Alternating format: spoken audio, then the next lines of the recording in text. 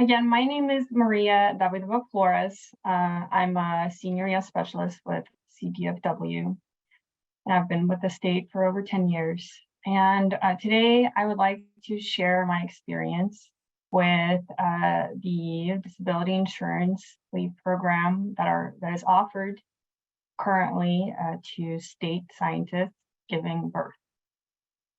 I joined state service in 2012 as a scientific aide with water boards.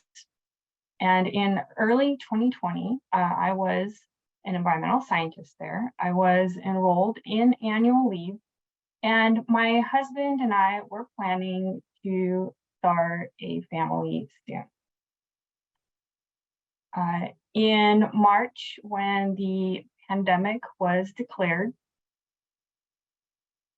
knowing that I would need to save leave for pregnancy, I switched to sick vacation leave in case I got COVID. We know now that this turned out to be unnecessary because of the California COVID leave program and the 2020 and 2021 PLP. And I also never actually got COVID.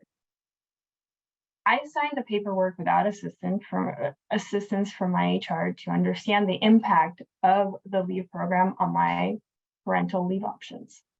In March 2021, I found out that I was pregnant.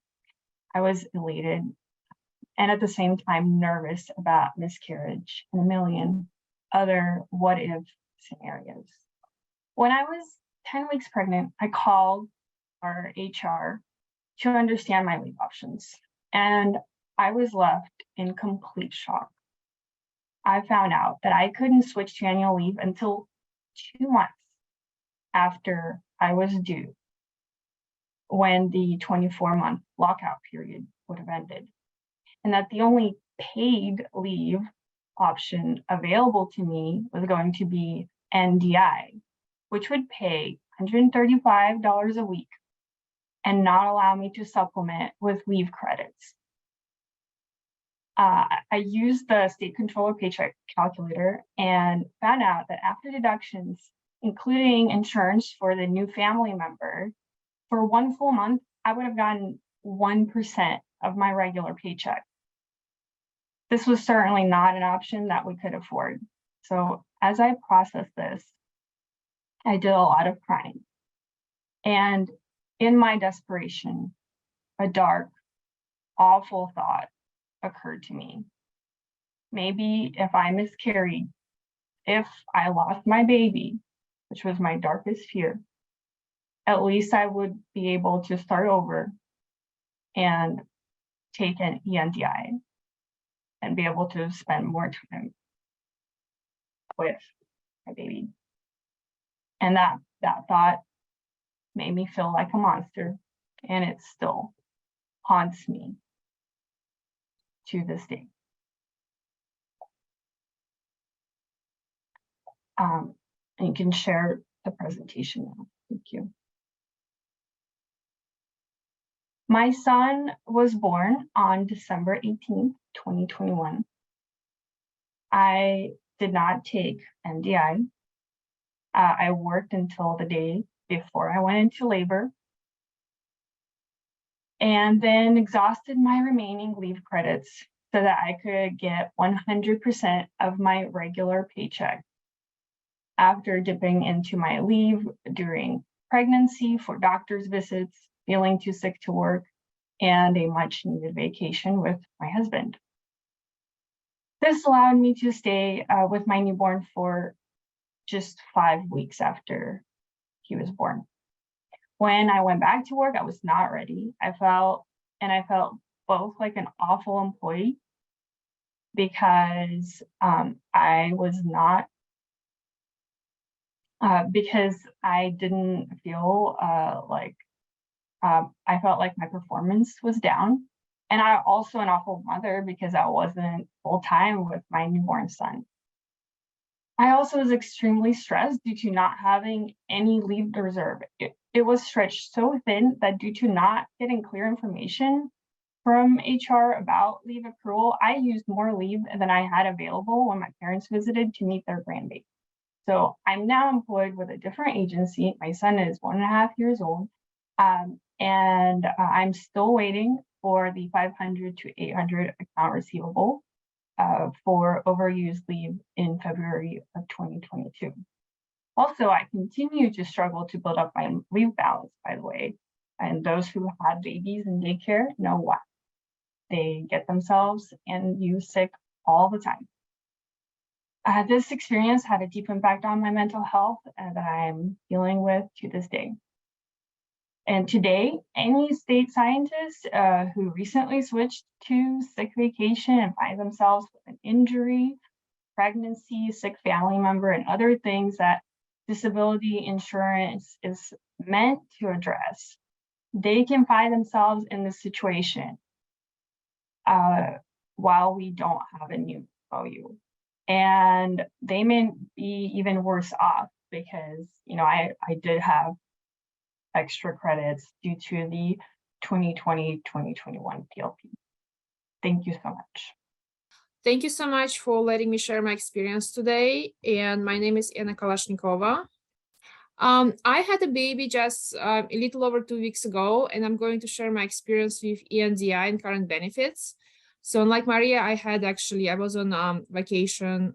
Sorry, I was not on vacation sick leave. I was on annual leave, so I had ENDI. I wanted to share that there is a lot of misinformation going on and a lot of non-clear information communicated from HR. And I wanted to share how some things which were explained to me were not actually exactly true and how, in my experience, it turned out to be. So first, pre-birth, we hear that we have 4 weeks before the expected delivery to be able to get. And actually, 4 weeks pre-due date, it's important to note that first week is not paid. And also these 4 weeks will not be counted toward retirements. And so first week is not paid. So instead of 4 weeks pre-due date, 3 weeks pre-due date, or 37-week pregnancy, you will have your pay covered at 50%. But important thing to note for anyone who has not been recently pregnant, who don't remember that by the time ENDI starts paying, so 37 weeks gestation, all babies are full term and most cesarean sections are scheduled around this time. And the majority of babies are born by week 39. And my first child was born at 39 weeks exactly. So I decided I don't wanna lose 1 week of pay, which is week 36, and then be paid for 1 week, probably only at 50%. And I decided that I cannot afford losing 2 weeks of pay in exchange for 1 week paid for NDI in the best case scenario. So I decided not to take any time pre-delivery. And I need to know that a lot of people that I know and I talk to who have been pregnant also decide not to take any ENDI pre-birth. So majority of scientists are forced to work up until being admitted to hospital. And I need to mention also that it is my second child, and my first child was actually born in a different place. It was born in France. And I could compare experience of not having to work until being admitted to hospital, because in France, I was actually put on a bed rest earlier due to some health complications. And it is really hard to work all up until you give birth because of health reasons. And talking about health reasons, there is another point about medical complications in ENDI. So contract states that delivery is by C-section or includes medical complication, the person would be afforded longer time to recover. So the truth is I did have some medical complications during my delivery 2 weeks ago, and I had postpartum hemorrhage. Postpartum hemorrhage is one of the leading causes of maternal death in the US up to this date. And it is important to note that maternal death is actually higher in case of postpartum hemorrhage than cesarean section. And so I was not afforded any more weeks. So I still have 6 weeks after delivery, and my leave was not extended. And I think the reason of that, a lot of doctors at Kaiser, they don't have any experience with ENDI. They usually deal with SDI. My doctor was actually really shocked I don't have SDI. And the paperwork is this way that you have to sign it pretty much right away. And there is not much ways to extend it 6 weeks easily, past 6 weeks easily. Another point I wanted to talk about, a very high risk of maternal mortality is the placenta areata. And placenta areata is often happens if elective cesarean section was performed on a pregnant person earlier. And this is a very serious condition, and there's not much to be done, and mortality is as high as 7%. And the fact that you would get only 6 weeks post-delivery unless you have a C-section pushes a lot of scientists to elect cesarean section instead of natural labor, and it increases significantly their chances of getting placenta areata if they were to get pregnant again. And I just wanted to point out that the current contract might be forcing women to elect a life-threatening surgery or a C-section and subsequently increase their mortality. Then going next to up to 100% paid leave on ANDI post-delivery. So again, 6 weeks postpartum, but it's important to note it's only covered at 50%. And again, this time, these 6 weeks will not be counted towards retirement. And I was not able to afford 50% pay cut. And I don't know many people who can afford 50% pay cut, especially if they have to pay rent or mortgage, which I do have a mortgage. So I elected to work at 50% as soon as I was released from hospital. Again, I had a complication. I had to stay in the hospital a little bit longer because of that. And I wasn't able to get out of bed because of that. But I did start work right away. And I'm really blessed in a way. I'm still working from home. I'm doing research, which is completely on my laptop. So I'm able to work at 50% time. But again, this is not easy, like to start working as soon as you release from hospital and with a little baby, which is right now on my lap at this moment. And the photo of my partner you could see in the beginning of my presentation, he works for federal government. He works for USGS. And we have the same education. We both have PhD and we have multiple postdocs. I have 7 years of postdocs. I've done 2 postdocs and he has done 3 postdocs, a little bit shorter duration, but we actually have very different contracts. So as a federal employee, he gets 12 weeks of 100% paid parental leave to take at any time during the year. And he didn't even give birth, but he gets way more leave time than me. So again, compared to federal scientists, which performing very similar duties in the same education, state scientists get only leave for birth mothers, only 6 weeks postpartum, and only covered at 50%. So I did some calculations because I'm a scientist, that's what I'm doing, I'm making calculations. And to match 12 weeks paid at 100%, state scientists need to accumulate enough annual leave hours to cover 50% salary for 6 weeks postpartum and 100% salary for another 6 weeks. So to add 120 and 240, it's going to be 360 hours divided by 11 hours a month, which I was accumulating in the beginning of my contract. Now it's a little bit bigger, but it doesn't change calculations much. I come with 33 months. So state scientists need to save annual leave for 3 years to be able to match a parental leave that federal scientists receive as of today. It means 3 years of not getting sick, because again, it's the annual leave. I don't get any sick leave. Not getting sick, not visiting family, not going on vacation, and not take any break for 3 years straight.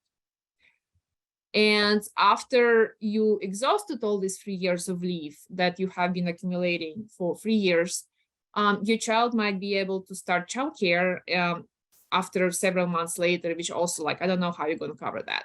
And good luck with childcare, because this is my second child, so I know whenever childcare starts, your kid's going to get sick a lot, and it's going to start using up another annual leave. So again, lucky enough, I have a federal scientist partner who is saving his 12 weeks for when she starts childcare in January. So to summarize my presentation, what we would need to have some kind of paid family leave for both mothers and fathers.